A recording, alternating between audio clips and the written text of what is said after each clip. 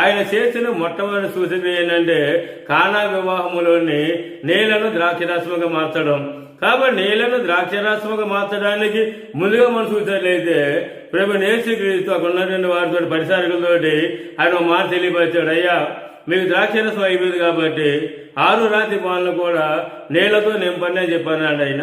అప్పుడు ఎప్పుడైతే కానీ నీళ్లతో నింపండి అని చెప్పినప్పుడు వారు ఏమాత్రం సందేశించగా ఏం చేశారు, రాతి పాలలను అంచులు మటుకు నీళ్లతో వాళ్ళు నింపారు. తర్వాత ప్రభు యేసుక్రీస్తు ఏం చేశారంటే ఇప్పుడు ముంచి తీసుకొని వెళ్ళి మీరు ఇవ్వండి అని చెప్పి అన్నప్పుడు వెంటనే వారు ఏమాత్రం ఆలోచన చేయకుండా ఏమాత్రం సందేశించకుండా వెంటనే పని చేశారంట అందులోని ముంచి ఆ నీళ్ళలోని ముంచి తీసుకొని వెళ్ళి అందరికి పోయడం జరిగింది. అప్పుడు ఏమైంది, అక్కడ నీరు ద్రాక్షరసం మార్చబడ్డది. ముందున్న ద్రాక్షరసం కంటే తర్వాత ప్రభు యేసుక్రీస్తు ద్వారా ఏర్పాటు చేయబడిన ఆ బాణలోని నీళ్లు ద్రాక్షరసం మార్చబడి